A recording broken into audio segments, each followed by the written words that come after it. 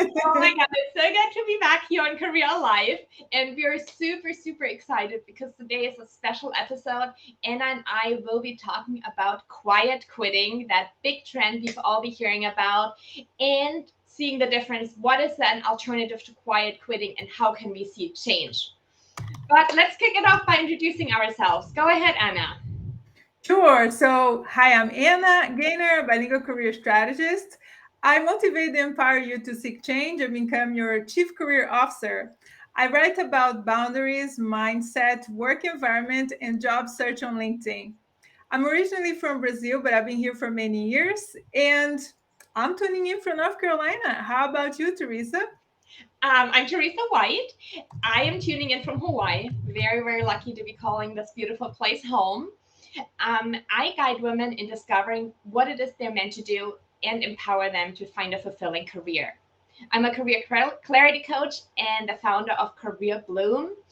And I'm originally from Germany, if you're wondering where my accent is from, but I've been living in the US for almost 15 years now. And I'm super, super excited to be here with you today, Anna. Yes, me too.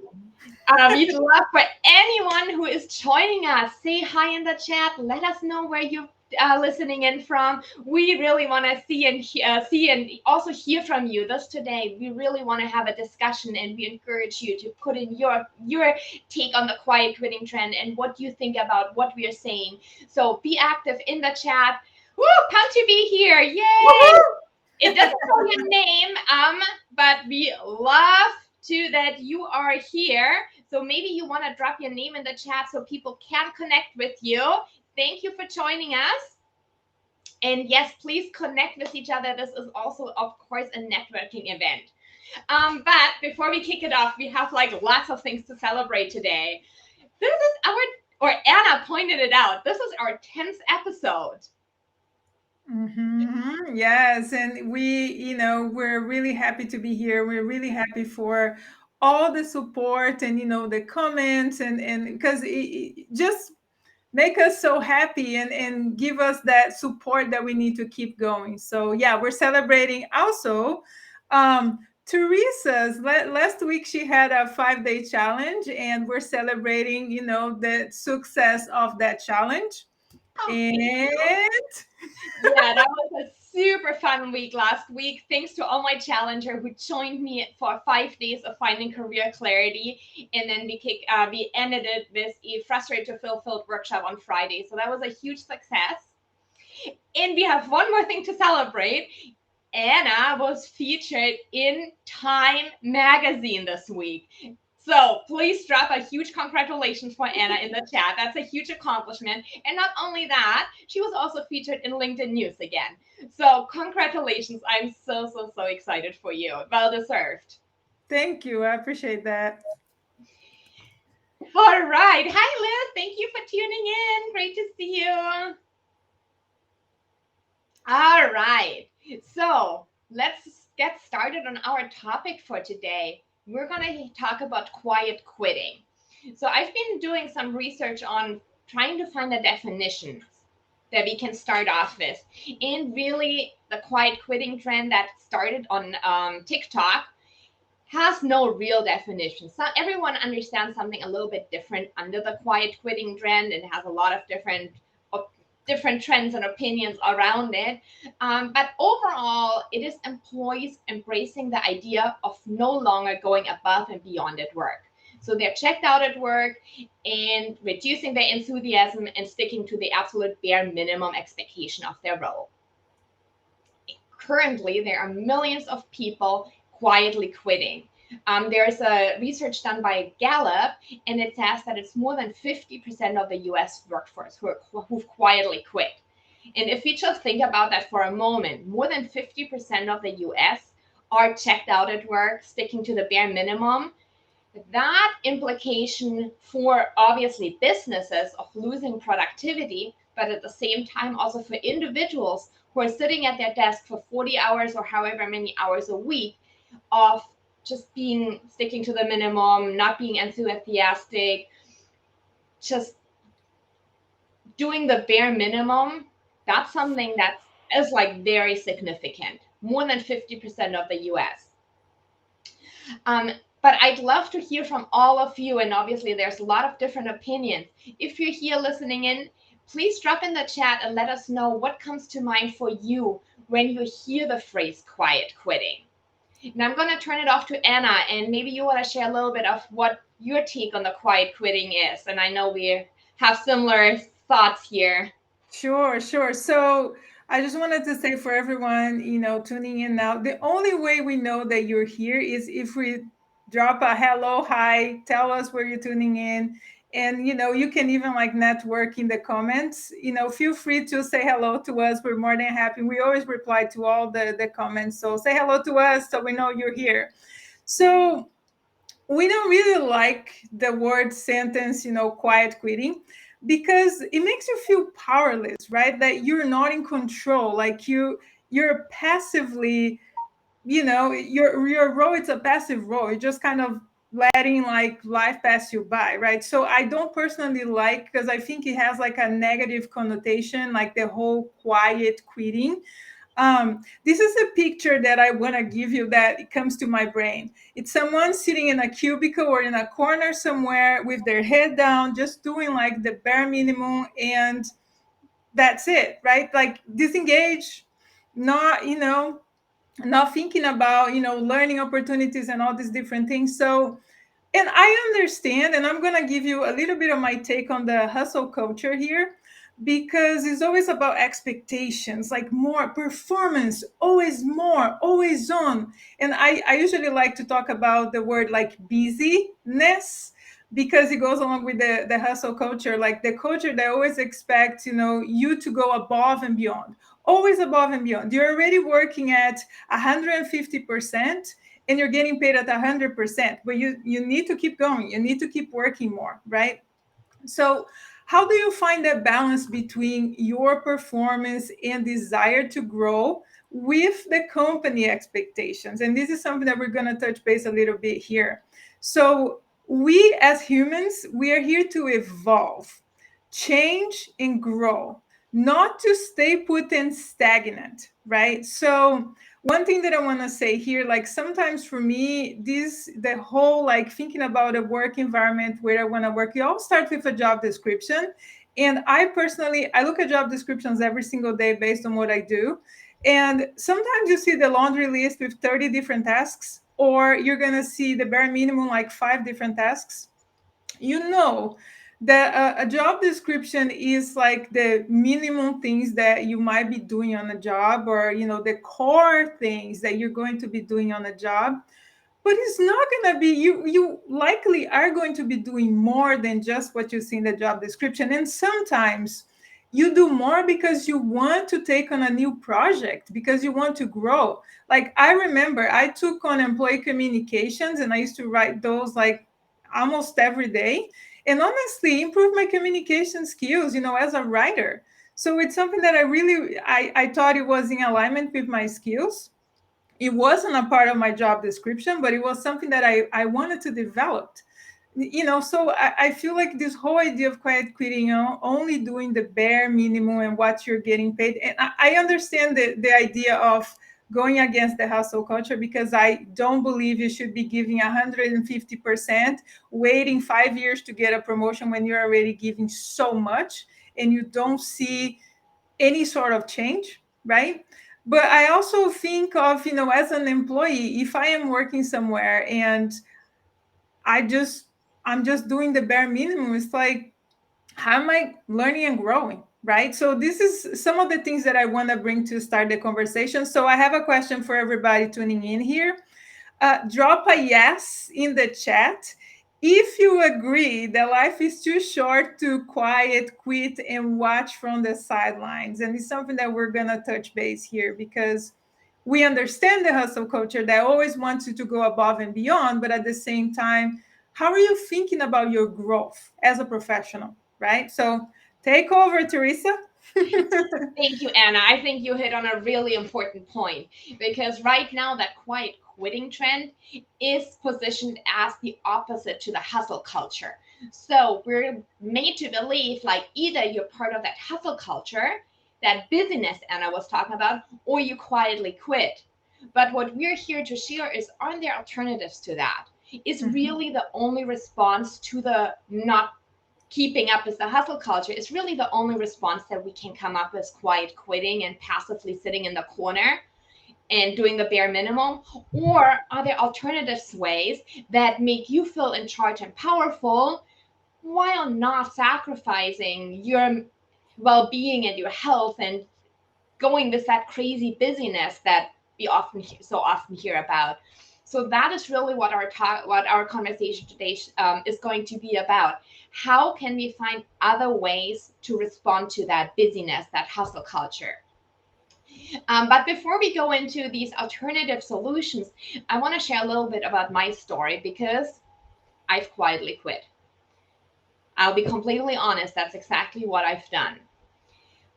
Why? Because my career was not in alignment with what I wanted to do. And hi, Marisa. Thanks for tuning in. I want to give a quick shout out before I start telling here. We have Liz here, we have Melissa here, we have Marissa. Oh, all the names are similar. Thanks so much for everyone for being here and letting us know that you are here listening in to us. So, back to my story. So, as I said, I've quietly quit. It's nothing I'm particularly proud of, but at that time, it was just what I did because my career was not in alignment who I was. And there were different reasons. One, I was in HR and recruiting, and while I was really successful and my career looked successful on paper, deep down I felt unhappy and unfulfilled, and it was not what I was meant to do. But I was still very driven and I was a high achiever. We were required to work 50 hours a week and it was insanely busy. And I'm from Germany, so I'm like super efficient. So if I have to work 50 hours a week, I'm gonna work at 100% or more than that, 50 hours a week. So I was like extremely stressed. And as a recruiter, it was a sales based or a commission based recruiting position I was in. And I had a target that I needed to hire a certain amount of employees every month, and that's what my payment plan was based on. So just to give you an example, so the payment plan target is hire 10 employees every month. And if you hire 10 employee every month, you're going to make a certain amount of money annually. If you hire more, you get more. If you hire less, you get paid less. Well, with my German efficiency, I didn't hire 10 employees over a month. I hired over 21 every month. So that obviously was like for me, that was a big incentive to keep going, and I brought great employees on board, and I really enjoyed that part.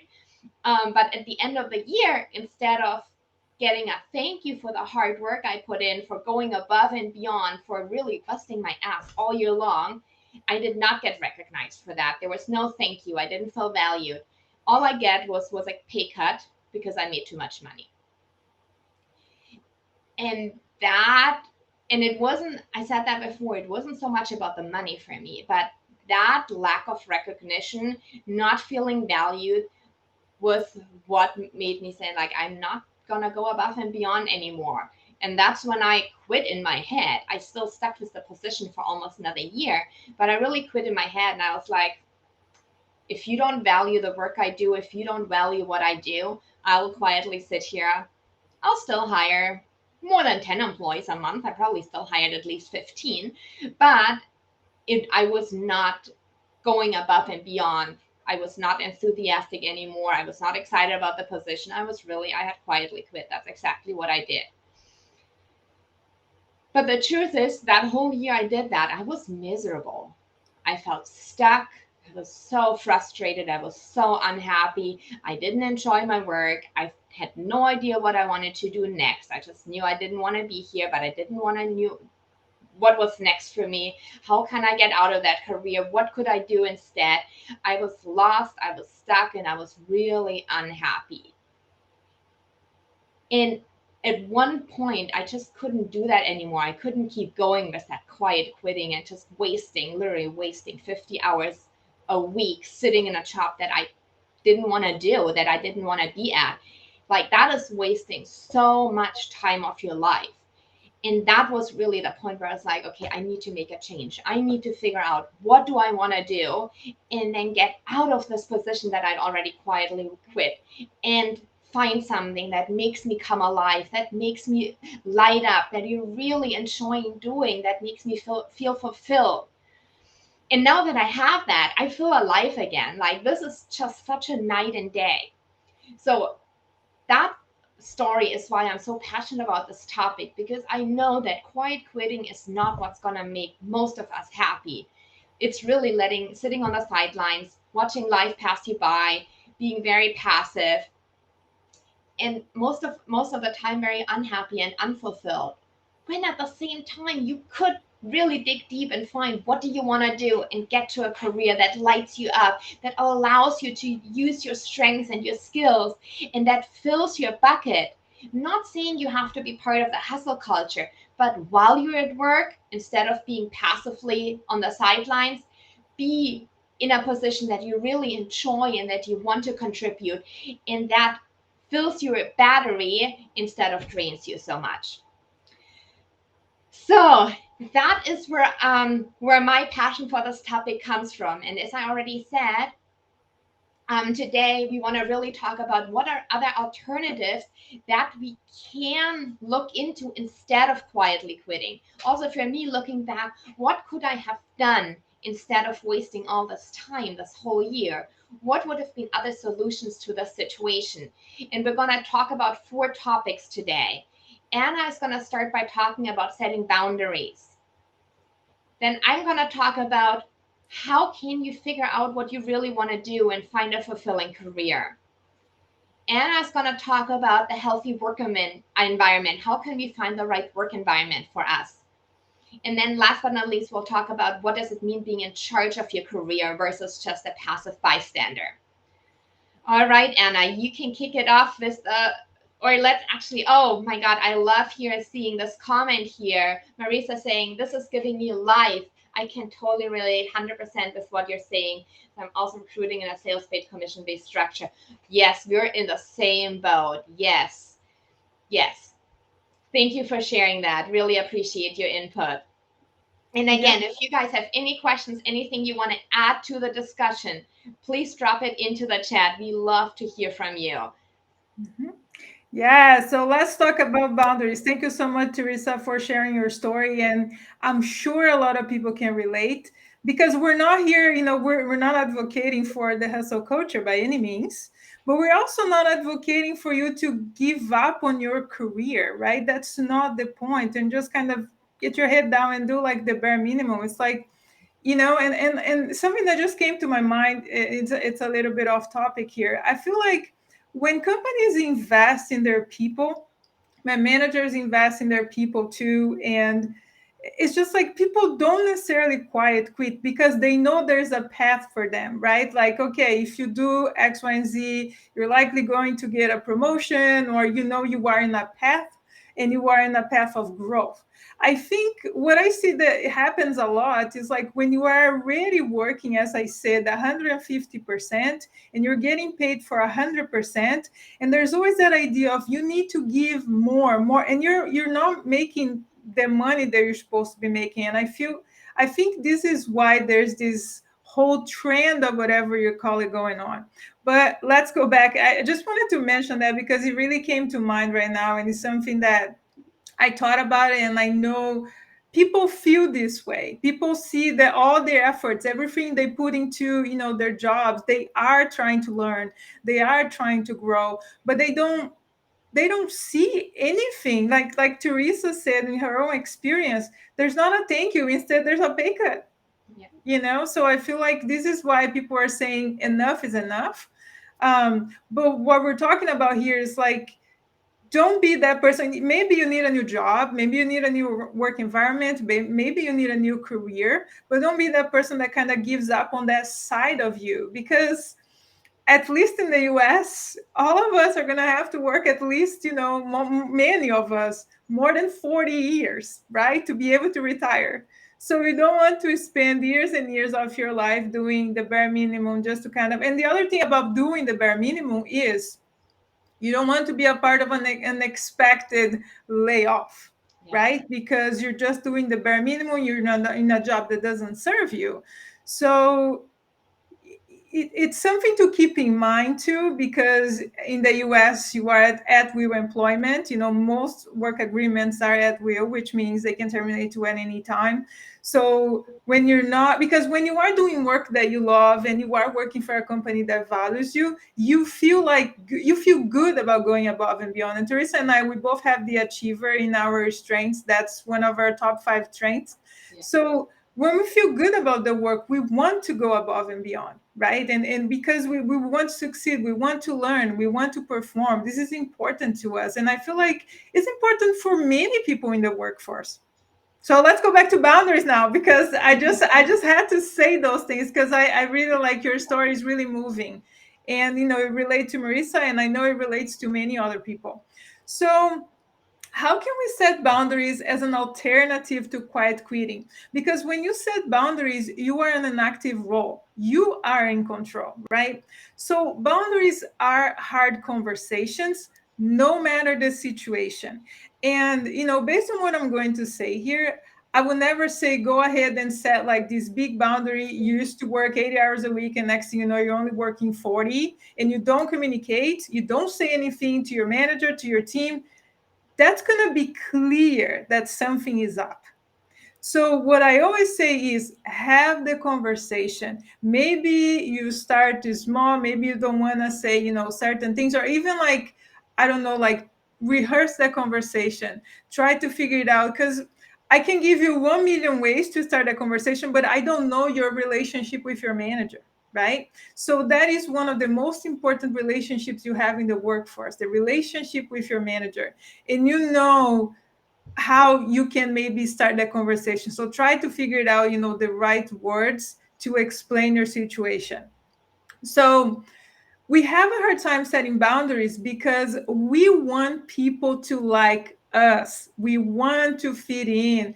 We don't want to be the person who, it's never doing anything with the group. We want to be a part of it, right? But sometimes what the group is doing, what the colleagues, and people are doing in the work environment, in the workplace, doesn't suit you. Right? If going on happy hour every Friday, gets in the way of you maybe taking your kids to a soccer game, for example, that doesn't work for you, but it doesn't mean you're not a part of the team. It just means that you have different priorities. You're not going to be hanging out 3 hours after the work ends. You just have other things to do, right? So we want to play an active role when it comes to setting boundaries. And start with clear communication, like I said, with your manager. And sometimes it's also clear communication with your colleagues if you need to talk to a colleague about, a new boundary that you're setting for yourself. So a couple of things that I want to say here, like, for example, the workload. If you're taking the job of other people, you're doing the job of 2 people, or the workload just increased, it might be time that you have this conversation with your manager, maybe during a one-on-one. What's a priority? Like priority, it's usually a one thing, but we add like 20 different things as a priority in our to-do lists. But sometimes, what are the 3 things that I need to do today? What are the top things that I need to get done today? And then everything else I'll do, whenever. Another thing that I used to do is block my calendar. Like I would block an hour or two, sometimes an hour in the morning, sometimes an hour in the afternoon to get work done, because otherwise I wouldn't get anything done. So about off hours communication, let your manager know if you can't be on your phone after 7 p.m. because you have a family or you have other things that you want to work on, right? So turn off your email notifications after hours if you have your emails on your phone. Shut down your team communication like Slack or Teams, just because when you put away, people still send you messages, so you want to make sure it's offline so people are not sending you messages. um, Take lunch breaks. I know this is a hard one for a lot of us. I used to be a hard one for me, but I learned my way that taking a 30-minute break for myself, maybe more if I need more, and staying, going away from my desk. Even as a remote worker, I still do this. I eat at my kitchen table every day because I need to take that break. I need to be away from my work environment, right? Take maybe 10-minute breaks, every 1 to 2 hours, and just open your front door or just go outside, walk your dog, just kind of getting to like a different mindset that is not just like work related. um, I would say something that I've done. I would only advise you to do this if you have a conversation with your manager and if they're okay doing that. You can write your core hours in your email signature after you have this conversation, if it's okay. My workplace used to have core hours from 8 to 4. Those were our core hours. Everybody would be online during those times. If you don't have that, it's okay. Maybe that's not something that you want to implement. But I used to have those in my email signature because I used to work with people from all over the world. So I wanted people to know that during those times, those were the times that I would be available to look at emails or, reply to them, or do something along those lines. So these are just some ideas that I have. You may need to communicate your boundary more than once, sometimes a couple of times, until people really get it, because people are going to try to, get away with things, or just like, work around your boundary. But you may need to communicate that more than once. So if you're trying to improve the situation and nothing changes after a while, then it may be the time to think, do I need a better work environment? Do I need a new career? Do I need to figure out what I'm meant to do? Do I need a new job? That's when I think, it's okay to quit, because you're betting on yourself. Like, you deserve a better work environment, a better job, a better career. You're not quitting on the career, or maybe you want a new career. Maybe you want to do something else, but you are seeking new opportunities to thrive. So my take on the whole quitting is, use that each. I wrote today in my post, use that each. If you have that each, I don't, I feel like I'm just doing the bare minimum. I don't like this place anymore. I don't think I like this job, but I feel like I'm meant to do something else. That is telling you something. That is telling you that maybe, it might be time for you to move on, to go somewhere else. So these are some of the things that I wanted to talk about regarding boundaries. So we have a question for everyone now. So, what are your challenges with setting boundaries? Like, why is so hard sometimes for you to set those boundaries? We would like to hear from you. Take over, Teresa. Great talking points, Anna. And setting boundaries is something I've definitely struggled with in the past too. So I want people to like me, and I think that's human that a lot of people relate to. And how can we be like, okay, I really want to do my job well, but there's a certain boundary that is crossing into my personal life. I remember one time at work, my manager tried to schedule a meeting at 7 p.m., and that was the night I had tango dance practice. And it was a big deal for me to say no, but I did it anyway. I was like, no, this is like, I finish work at 6, I get my work done, I cannot come back for a meeting at 7. I do have personal obligations after that time. And that was a hard boundary for me that I also communicated, but it was not easy. So let us know, what is your take on setting boundaries, and is that something that comes easy to you, or if not, when is it challenging for you to set a boundary? And I think that was a really insightful what you shared, Anna, of using the ability to set boundary as an alternative to quietly quit. Set that boundary for yourself instead of checking out. And I absolutely love not just what you said today, but that is also what Anna's article was featured, that was featured in the Times, is about, or where she was interviewed. And you can definitely check out Anna's posts. I think yesterday was, or 2 days ago. Yeah, two yeah, days it ago. was, yeah, I think so. Yeah, so check out her post from 2 days ago if you have not read the article yet, because that dives deeper into how can we set boundaries as an alternative to quietly quitting. What I want to share is with you, and that is what was got me out of that spot I was in. Because a lot of things in my career were not aligned with what I was meant to do. Like, absolutely not. I was in a career that was not for me. But I had no idea what was for me.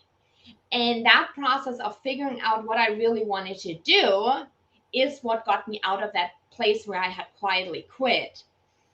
And I see that a lot with clients as well, that they're in careers that just don't align with who they are. there's just such a misalignment, and that can be a misalignment of company culture. It can be a misalignment of the tasks you're expected to do, that they don't light you up, they don't energize you. There can be a misalignment of your values and your motivations. It can be a value of interest that is just incredibly boring what you're working on. So if there's a misalignment, that can lead to you being checked out and not enthusiastic and quietly quit. But what would be an alternative is figuring out, okay, so I don't enjoy what I'm doing right now, but what would I really enjoy? Where would I really enjoy spending 40 or however many hours a week? What is that? And I'll share my screen here. These topics are going to look very familiar for anyone who joined my Career Clarity Challenge last week, because those were really the topics we were diving into. Or for any of my clients, they see that a lot as well. But those are the topics that you need to get clarity on in order to figure out what you really want to do with your career. First, you need to be crystal clear. What are your strengths? What do you naturally do really well?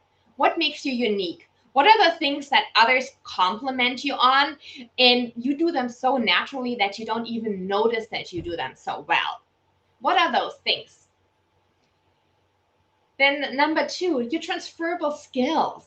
What's And when I talk about skills, we have a separate live episode on that. When we talk about skills, we put them into two buckets. What are skills that drain you? You do them for the majority of the day and your battery feels empty. You're just exhausted and drained. Be very clear on what are these skills and look for a career that does not involve those skills. On the other hand, what are the skills that energize you, that fill your battery? You're not just good at them, but you're like, time flies when you start using them. Identify these skills and then find a career that really lets you, like, really lets you use those skills. And then interests. What do you really like to spend your time on? Because if you work on something really boring, like, and one thing that just comes to mind, I had a conversation with someone recently about it. They were really bored by talking about by insurance contracts. And if your work revolves around working on insurance contracts, but you think that's one of the most boring things in the world, you're not going to be excited to go to work every day. If it's boring, there are more interesting things out there. So maybe the work you actually do would be exciting, but the industry you're in is not the right one for you. So then figure out what would spark your interest. What would you like to talk about with your colleagues? What are the subjects that you're really interested in? And find work that aligns with them. Number 4 is always one of my favorite. What is your spark? What are the things that make you come alive? And Anna and I've talked about that in a separate episode before too. But yeah, for me, it is solving problems. Like, that just lights me up. And it's like figuring out, like, that figuring out process. So when I do it in my work, it's like figuring out what my clients are meant to do. That is like what sets me on fire. And for Anna, it is inspiring others. And right, I don't know, you can say a sentence Yes, about no, it yeah, yourself. share information that inspires others to, motivate, inspire others to seek change and do something different. Yes, so yeah, I can see Anna light up whenever she spreads her knowledge or illuminates others, and it's beautiful to see how, when you get to do that, how people come alive. And I see that with my clients. Like, once we figure out what it is that makes they come alive, they just light up, like, you see it instantly. So yes. And number 5, values and motivations. What motivates you to do your best work? So be very clear on your values. What is important to you? What do you value in a career? And then what motivates you to do your best work? For some of it, it might be remote work. Like, one of your values is the freedom and flexibility to work when and where you do your best work. And if you have that in your career, you're going to be motivated to do your best work. For others, that might be really good health insurance, or it might be benefits, or it might be a company car, or it might be tuition reimbursement, or it might be a very inclusive work environment. There are so many different things that we all have different values, but being clear about what it is that we need and then finding something that's in alignment is super important. And the last one, and Anna's going to talk more about that, so I'll not dive too deeply into that, but working conditions. What conditions physically do you need around you to thrive in? What is it that you physically need? Do you work really well in a busy office, or do you need a quiet workspace? Does a long commute drain you? Maybe you love your job, but that hour commute is so draining for you. So, what are the physical environments that you need to do your best work? And then, when you can answer all these 6 points, and then find a career that aligns with what you really, with who you are, that is going to be a career that makes you come alive, and you won't waste 40 plus hours a week quietly quitting and sitting in a corner doing the bare minimum. And I really believe it's so much better to go through this discovery process, get to know yourself, and find what you want to do instead of giving up on your career. And I wish I would have done that. Not a year after I quietly quit, but on day one when I realized this is not where I want to be. So I'm going to stop the screen share here, and we have a question, and a great question. What if you need to get out of your job and you can feel tenseness with your manager? This manager is the best one I've had and really wants me to do well, but there's definitely tension. It comes back to clearly commuting the boundaries. Do you want to go first, or should I go first, Anna? And that's a tough one because sometimes, yeah, it's hard to have those conversations, especially when you sense that there's some, you know but I'm curious here, like, you want to get out, but like, do you already have an idea of what you want to do next? What are you afraid of? Meaning, is it the fact that you're going to have that conversation about giving your 2 weeks notice whenever you find a new job? Or is the fact that you are afraid of setting boundaries because you are overworked? There's a lot of different things happening in the background that you don't agree, or you're doing way more than you were hired to do. So that's kind of where I would start, um, because I understand when the relationship is not a great one, it can be tough to have this kind of boundary conversations. But if you want to get out, that is already telling me 1 million different things. Like, that's already telling me that one day you're just gonna have to have the conversation and put in your 2 weeks notice, and I'm going somewhere else. So what do you think about it, Teresa? Yeah, again, there's a lot. A lot of questions here. So, okay, let's pull up. Thank you so much for providing a little more background. I don't have an idea of what to do next. I'm afraid of not setting boundaries because I'm not a top producer and I don't really feel the respect. You have the right to set boundaries. We often sell ourselves so short and we feel like we don't do enough, and that's why I can't set a boundary. I 100% believe that you are doing the best you can, and you have every right to set a boundary. But not having the idea of what to do next is where would need to start. That is like where my clients come to me generally. It's like, I don't know what to do next. And that's really a discovery process, really diving into the 6 aspects that I just shared and figuring out, what do you really want to do? What career is in alignment with what you want to do? And during that discovery process, if you're in a career that is still okay, maybe you've quietly quit, you're not excited about it, but you can keep going, that's what my clients usually do. You keep going in your career till you really did the inner work and find out what, and that we're talking about a month here. So this is not like years worth of work. You can really get you these answers in 3 weeks. And then, oh yes, I absolutely love the book. What color is my parachute? Where I'm doing things similar to the 6 points. Yes. That's a great book. And then once you have clarity on like, okay, this is exactly like, you need to have a very clear idea of where you want to go. This is the next career step for me. I'm crystal clear on that. And then you can like start the job search and make that happen. Um, but unless you're crystal clear, I would, if it's something that's doable, try to have a okay relationship with the manager. Set boundaries where you need those boundaries, but keep that relationship a positive one if at all possible. I do have also a lot of clients who waited to a point where they're just hit a wall and they can't keep going another day, and I've seen them have where they actually go out on leave for mental health reasons because they just are physically unable to go another day.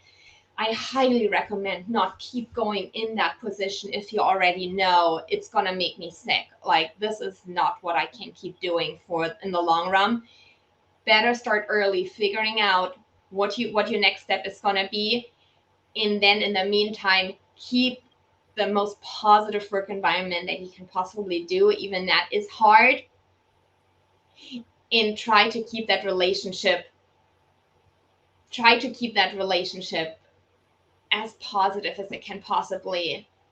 Oh my God, I'm so sorry that you're here, Marisa.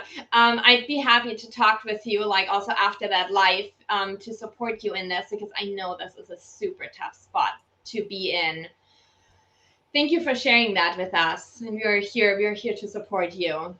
Yeah, we appreciate that. And if you can, because of course, each person is different, we don't know the whole situation. Work on your mindset, meaning try to work on yourself, like on your mental, peace, on your mental health. And like Teresa said, try to keep as positive as possible. If you need to go on leave, for that reason, don't be afraid, and take, if you have the right, and then you can, because I'm going into HR pieces here.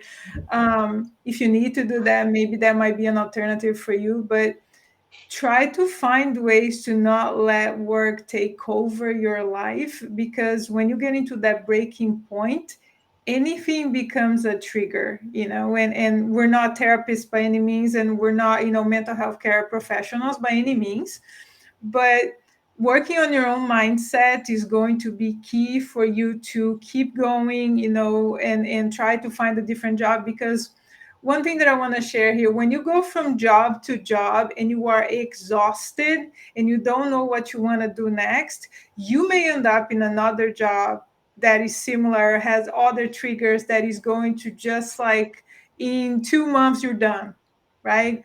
I can talk about from experience. So, and I'm sure Teresa too. So thank you so much for sharing that with us. And And send me a DM, Marisa. We'll set something up to yeah, chat. yeah, yeah, yeah. I mean, I already have her in my network, so we're here for you. Yes. Yeah. So let me And quickly talk about the work environment. We are going to touch base on this next week, but I just wanted to, quickly talk about it right now. So how can you find the right work environment as an alternative to quiet quitting, right? So work environment is physical, the company culture and working conditions. So physical would be remote work, hybrid work, on-site work, open office, even like sometimes the temperature of the room, right? Because yeah, there's that too. Most offices I ever, I worked on, they were really cold. So there's all these different things, right? So there is the culture, like the values, the mission, the diversity, equity, inclusion, and belonging, a learning organization, anything that encompasses the company culture. And there's also the working conditions, right? How's the work and life balance? What are the expectations for the role? I know many people in accounting and finance that work, 12-hour days sometimes, if not more, So do they promote a healthy lifestyle? What is the safety? And when I talk about safety, I'm talking about psychological and physical safety, right? What are the work hours? Do you work, evening shifts? Do you work, first, second shift? It's just like, are those hours working for you? How about deadlines? Is it a deadline driven work environment? Because that means you may be working crazy hours too, because you may need to meet those deadlines, right? So for me, selecting a work environment starts with company research, just learning more about the company, reading those reviews, maybe even reaching out to, employees, and also looking at the job description, as I mentioned earlier. Do you see any red flags? Is there anything else? Is there anything? I came across the job description the other day that I was just like, it was like a book. First of all, it was huge, and it had all sorts of trigger words for me, like fast-paced environment. It was a laundry list of tasks, dynamic work environment, deadline driven, competing deadlines, any kind of word that kind of triggers you, that oh, I have a sense of what this work environment may look like. It's just something for you to reflect on. It's like, is this a kind of job that I want to do? Or because sometimes they might have some words there, it may be just kind of just because, but you want to learn more to make sure that you're not falling for a job that you have to work 12-hour days. So how can you be successful in your career without sacrificing your mental health and well-being? So find work that you enjoy, and that's the exact thing that Teresa was talking about. But sometimes you have to go through that process first, right? So what you can do in the meanwhile is try to set boundaries, having those conversations, and try to continue to build a relationship, even though it may not be a good relationship anymore. Or you take a leave, or if you can afford, which the majority of the people can't, and we know that, you just leave the job, maybe take a bridge job is a job when you are in between, when you're trying to figure out what you want to do next. Or and you just take any job just to pay your bills and get some health insurance. So and these are the things, that think of things that you can do outside of work that bring you joy, like anything. Even if for you is, I don't know, just go walk outside, or do anything just to kind of try to get your mind away from work. So this whole idea of being available 24/7 and leaving for work, people want to thrive and grow. They what they don't want is to like get a job, and next thing you know, in the third month you're working 60 plus hours per week, right? So I think that's why we're seeing this trend going on. So how can you find the right work environment that gives you the freedom and it helps you thrive? So like I said before, maybe job description, research the company, interview questions. And we're not going to dive on this now, but there are ways that you can ask certain questions in the interview to get answers that relate to the work environment. If the work environment, or even boundaries, communications, and things like that, work hours are important things for you. There are questions that you can ask. And talk to people inside the company, inside the department, read reviews. You know, something that I've done one time was, we used to work on site. Every job I had, I had some aspect of remote, but mostly was on site. I asked to see the office, to take a peek, and just kind of, because I wanted to see if it was going to be an open office again, because that wasn't the right environment for me. That wasn't an environment that helped me thrive. So I just kind of asked, can I see, or can you explain to me, is it an open office? Is it cubicles? I'm just curious. It's like, don't be afraid to ask questions, because we need to start seeing the employee relationship as a partnership. I have the skills, the experience, and the knowledge that you need to fill this role. And I'm going to do my best work, and then you're going to pay me, you're going to give me benefits. So it's a partnership. They don't own you. I know we still have this mindset, and this is, but we need to kind of little by little start changing that, right? Because it is a partnership. I have what you need. How can you make this work for both of us? So, yeah, so drop in the chat, what do you need to thrive at work? Is there anything that you think you need right now to thrive at work? I know for me, as I mentioned, I don't thrive in open offices, because I have a hard time when I'm really concentrated. I really need my space, and I need to be doing my thing. Like people, I used to work in HR too. used to drop by my desk all the time, and I wouldn't be able to get anything done. So yeah, so what is something that you believe you need to thrive at work right now? If it's not the work environment, is it like a relationship? Is it, I don't know, a new manager or something along those lines? Let us know in the comments. Yes, and I love your point of bringing in that it's a partnership between you and the employer. They don't owe you. I absolutely love that you said that. And great question. What do we need to thrive at work? And there's so many things that in my last position I didn't have that I need to thrive. I did have my own office, and that is one thing that I need absolutely, just like you. I need to have my own space, but I also need the ability to like focus on one thing. I'm not a multitasker. I get a lot of things done, but I focus on this, I focus on that, I focus on that. I'm not doing 10 things at once. And is probably any recruiter can relate, that's not the life of a recruiter. You're doing 10 things at once. You have your phone ringing, you have emails, you have interviews going on at the same time, you have to schedule candidates, you have to at the same time talk to different people, to managers, to candidates, to, and that was not for me. I like in an interview I can do that, I can focus for those 1 hour on one person, that I enjoy. But any other times where I have to at the same time talk to 10 different people, not my role. So I need a quiet space where I can do my best work.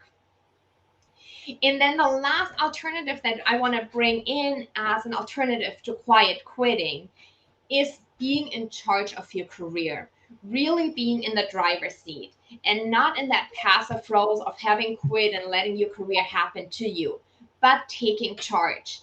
And there's different places of your career where you can take charge. And I want to share my screen here again. So I already talked about the first one here. Step one, be really clear on your career goals. That is something that is in your hands. You are in charge of where you're taking your career. That is 100% in your power to figure out what do you really want to do.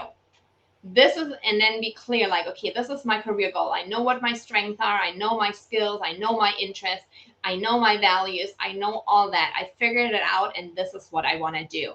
That's the first part of being in charge. The second part that you have full control over is your personal brand. And I've been starting to talk more about a personal brand story because it really brings in of who you are, what makes you unique, but tying in as a story of how does your past tie into that, and how does that tie into your future? How do your past accomplishment back up what you naturally do so well, who you are, and how is that going to translate into what you want to be doing next? And again, you are 100% in charge of telling your story. You're in charge of your personal brand. You determine what you want to be known for, and you put that out into the world. Now, step three is you have to use LinkedIn. LinkedIn is going to be key to your career success. And again, it's another part you're 100% in control of, because this is your platform to tell your personal brand story. You have your profile where you put out into the world what you want to be known for, who you are. You build your network. You are in charge of all of it. It's not a passive seat that you take there. You put yourself out there. You can even create your own content if that's what you like to do. I know it was a little bit of a hurdle for me to get over to start doing that, but it is a way to show the world what you want to be doing. So again, another part of your career that you're in full control of. The last part, your job search strategy. If setting boundaries and the other things we talked about is not working, and you are in a position where you need to get into a new role, you need to find a new career, you are also in charge of your job search. And I know so often we feel like this is a very passive process because we send out all these applications, and a lot of times we feel like no one's looking at them. They're just they're just rejected by a computer system, and that scans them for resumes, and it can again feel like very passive. But there are ways to be really active in your job search, and that really involves talking to people. I know it gets some of us out of our comfort zone, but LinkedIn is the place to go and build your network, build real relationship. Anna and I, we met through LinkedIn. That's what we did. We networked on LinkedIn, and like we built a beautiful friendship out of this. And that's the people you want to find on LinkedIn. The people who do what you wish you would be doing, who you can learn from, who can help you grow, who you can support each other. Real, not networking as of like asking others for a job or taking advantage of it. That's really not what it is. But building your tribe, like finding who you want to be, who you want to be, who you want to support, and who can support you to get to your career goals. That's another place where you can be really active in your job search. So all of these 4 steps will put you back into the driver's seat of your career. So again, that you're not sitting in the corner quietly quitting, but that you can actually go after what you really, really want to do. And oops, okay, this is not what I wanted to share here.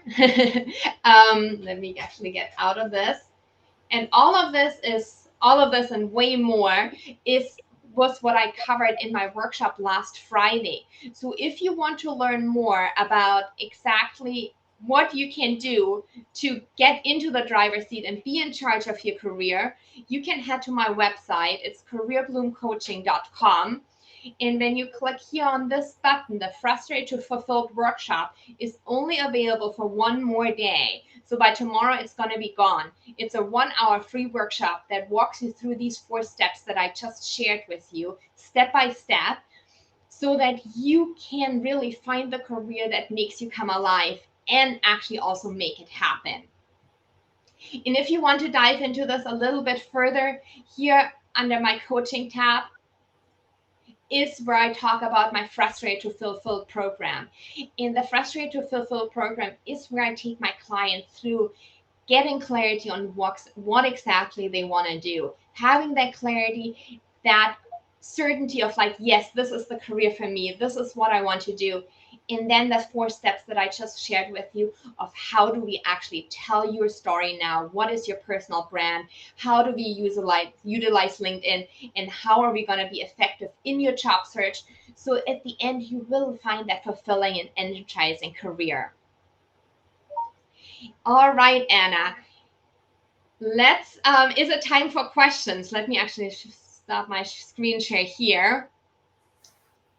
If you have any questions at all, drop them into the chat. We'd love to hear from you. Also, if you have any takeaways or if there's anything that you want to add here, Anna. Yeah, we're happy to answer. And, if there's going to be more next week that we're going to share about work environment. So if this is something that I would say it should be a part of, why you seek a certain job, because what we wanted to do when we were younger, when we, were fresh out of high school, may not be what we want to do today, meaning we're not suited for that work environment anymore.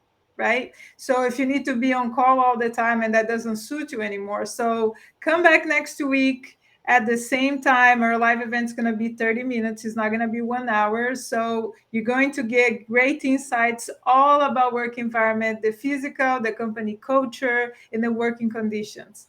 Right. So I don't see any questions here, but if you still have any questions, feel free to reach out to us and we'll be more than happy to answer your question. Absolutely. We appreciate you being here. Please make sure that you connect with us, that you follow us, and that you reach out to us with questions that you have. We really appreciate everyone tuning in, and we're super excited to be back again next Thursday where we're going to talk about working conditions. Yeah. Thank All you. right. Bye, everyone. Bye. Bye.